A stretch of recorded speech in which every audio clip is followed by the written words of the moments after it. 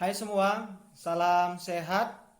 Bertemu lagi dengan Bapak. Nama Bapak Iwan Disagala. Pelajaran kita hari ini adalah pelajaran prakarya. Tapi sebelum kita masuk ke topik pembahasan, Bapak yakin kalian semua waktu SD pernah buat kerajinan atau keterampilan rumah-rumahan dari bahan stik es krim, atau buat namanya kerajinan rumah-rumahan dari kardus. Boleh juga pernah pasti buat bunga-bunga dari bentuk kertas krep, atau pernah juga menirukan bentuk-bentuk hewan atau bentuk lainnya menggunakan plastisin. Jadi semua yang pernah kalian lakukan itu namanya adalah bentuk kreativitas dan juga bentuk keterampilan tangan dari anak-anak Bapak sekalian. Di SMP nama pelajarannya adalah pelajaran prakarya. Namun ada 4 topik di setiap semester yang akan kita bahas di pelajaran prakarya. Ada topik rekayasa, ada topik kerajinan, ada topik pengolahan, dan ada yang namanya topik konstruksi. Hari ini topiknya adalah topik kerajinan, lebih tepatnya kerajinan bahan serat bagian 1. Berarti nanti ada bagian 2 dan bagian 3-nya. Tapi sebelum kita ke kerajinan bahan serat, Bapak mau ngasih tahu, ternyata negara kita Indonesia adalah negara nomor 2 di dunia dengan tingkat biodiversitas tertinggi di dunia setelah Brazil. Bapak ulangi, nomor 2 tingkat biodiversitas tertinggi di dunia setelah Brazil. Apa itu biodiversitas? Biodiversitas adalah tingkat keanekaragaman makhluk hidup dan hayati. Bapak ulangi, tingkat keanekaragaman makhluk hidup dan hayati nomor 2 di dunia. Paling besar loh. Artinya apa? Artinya kita wajib bersyukur atau patut bersyukur sama Tuhan. Ternyata negara kita diberikan lebih baik dibandingkan negara-negara lain. Itu perlu kita syukuri. Karena tingkat keanekaragaman makhluk hidup dan hayatinya yang besar, Indonesia juga ternyata jadi terkenal dengan kerajinan-kerajinan tangannya. Buktinya apa? Buktinya Bapak yakin kalau anak-anak Bapak yang pernah jalan-jalan ke tempat wisata-wisata daerah, baik yang ada di Sumatera Utara ataupun yang di luar Sumatera Utara, misal jalan-jalan ke Yogyakarta atau jalan-jalan ke Bali, walaupun Balige, jalan-jalan ke Samosir atau ke Parapat, pasti di tempat-tempat wisata itu akan ada dijual yang namanya merchandise atau kerajinan tangan berupa oleh-oleh dari sana. Semua kerajinan tangan itu punya ciri khasnya masing-masing tergantung daerah-daerah yang menjualnya. Itu bentuk kreativitas warga negara Indonesia. Jadi kita harus bangga menjadi warga negara Indonesia, punya keanekaragaman hayati yang besar dan juga punya orang-orang yang kreatifnya tinggi sehingga banyak kerajinan tangan yang ada di Indonesia. Jadi kita ke topik pembahasan kita yang namanya kerajinan bahan serat. Di gambar yang Bapak berikan itu yang kalian lihat, bisa kalian lihat di situ ada bentuk atau contoh kerajinan yang menggunakan bahan serat. Lihat yang nomor 2 itu ada vas bunga, tapi vas bunganya dibungkus menggunakan serat. Ada yang tahu serat apa itu? Serat itu persis bentuk umumnya yang ada di gambar nomor 3. Ada yang tahu serat apa? Nanti kita bahas, nanti di video ini akan ketahuan itu bentuk serat apa. Oke, yang pertama pengertian dan karakteristiknya. Bapak buat di sini pengertiannya atau dari sumber yang Bapak dapat. Bahan serat adalah suatu jenis bahan berupa potongan-potongan komponen yang membentuk jaringan memanjang yang utuh. Artinya apa? Misal kita punya satu sumber bahan serat. Terus kalimatnya di situ kan potongan-potongan komponen. Artinya sumber bahan serat itu tidak semuanya dapat dijadikan atau diolah menjadi bahan serat. Maka potongan-potongan komponen. Nanti membentuk jaringan memanjang yang utuh itu tergantung, bisa disesuaikan tergantung sumber bahan seratnya. Itu yang pertama. Yang kedua, bahan serat berasal dari alam sehingga disebut juga serat alam. Bahan serat banyak terdapat di alam. Makanya namanya bahan serat alam. Tapi ada juga nanti bahan serat buatan atau bahan serat sintetis namanya. Terus di topik bab berikutnya nanti ada yang namanya juga serat tekstil yang digunakan untuk media pakaian. Selanjutnya, hal yang paling penting dari bahan serat adalah karakteristiknya. Karakteristik bahan serat alam meliputi satu, kehalusan. Artinya ini tergantung tingkat kita meraba bentuk bahan seratnya. Karena ada permukaan yang halus dan ada juga permukaan yang kasar. Bukan berarti yang kasar tidak bisa digunakan. Yang kedua, kekuatan. Memang rata-rata bahan serat alam kekuatannya lebih alami.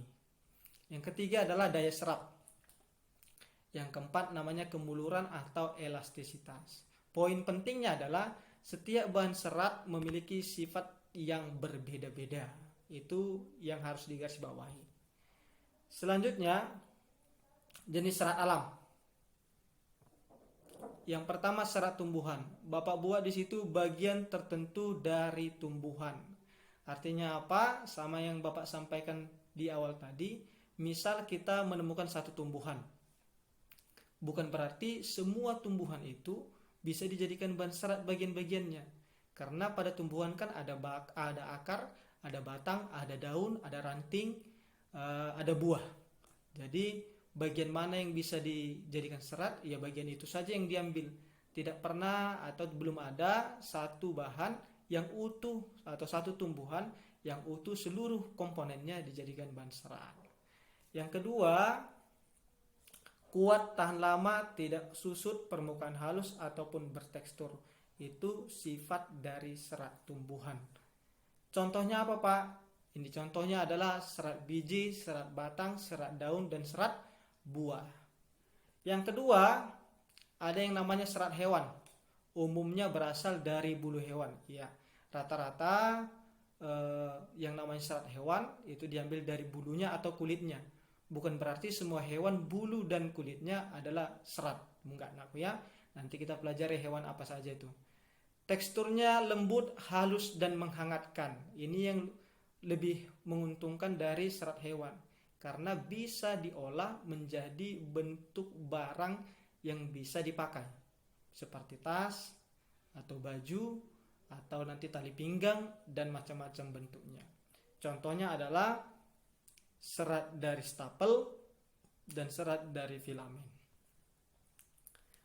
Kita ke contoh barangnya. Pertama serat biji.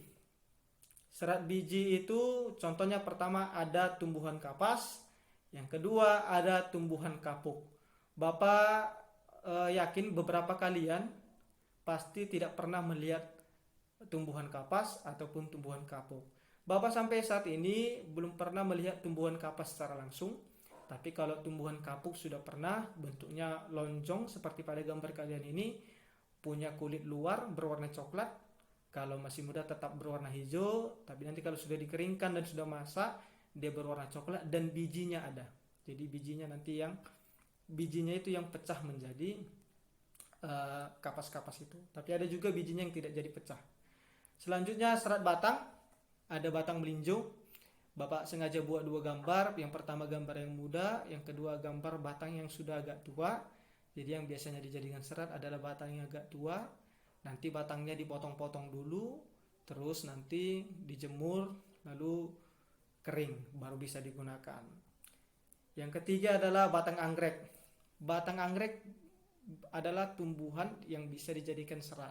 Tapi pada dasarnya anggrek jarang dibuat jadi bahan serat, karena anggrek itu mahal. Coba buat anak-anak bapak yang orang tuanya punya tanaman anggrek, coba tanya nanti berapa harga anggrek, bunga anggrek yang kecil, pasti mahal. Jadi ini tidak direkomendasikan. Yang keempat ada batang rami. Ini sama seperti batang melinjo tadi Bapak bilang. Jadi dia batangnya diambil, terus disobek-sobek, terus dijemur, lalu dikeringkan. Maka jadi bentuknya seperti yang ada batang rami itu. Itulah baru nanti digunakan dia. Yang selanjutnya ada yang namanya serat daun, daun mendong. Pertama daun pandan, yang kedua pandan berduri, yang ketiga daun nanas, yang keempat daun sisal. Semua 4 daun ini punya karakteristik yang hampir sama, yaitu sifatnya memanjang terus agak meruncing ke ujungnya. Untuk mendong, Bapak belum pernah lihat secara langsung daunnya, tapi untuk pandan berduri, daun nenas, dan daun sisal sudah pernah. Daun pandan berduri ini mirip dengan daun pandan biasa. Daun pandan biasa juga bisa dijadikan bahan serat, tapi bedanya permukaan pinggirnya dia lebih mirip ke lidah buaya, bergerigi dia. Jadi daun pandan berduri, nanas, dan daun sisal. Yang terakhir adalah serat buah kelapa atau sabut buah kelapa. Ini yang paling sering kita lihat di tempat-tempat jualan atau di pajak Kampung Lalang pasti ada ini, yang dekat rumahnya dengan pajak Kampung Lalang. Jadi yang gambar di slide pertama yang Bapak tunjukkan tadi, inilah dia. Vas bunganya ditutupi pakai yang namanya sabut kelapa. Jadi lebih cantik kan? Jadi bentuknya juga diluruskan dulu, dibersihkan, dibuang remah-remahnya. Biasanya ini masih ada remah-remahnya dia. Itu sabut kelapa. Yang paling penting dari serat tumbuhan adalah prosesnya selalu mengalami pengeringan. Artinya sebelum diolah menjadi kerajinan tangan, serat dari tumbuhan harus melalui proses yang namanya proses pengeringan supaya bisa digunakan. Nanti setelah kering, kalau mau diwarnai boleh, mau menggunakan warna alami bawaan dari tumbuhannya juga boleh. Itu serat tumbuhan.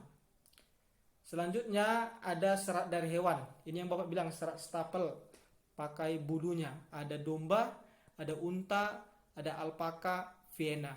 Bapak belum pernah melihat secara langsung keempat-empatnya hewan ini.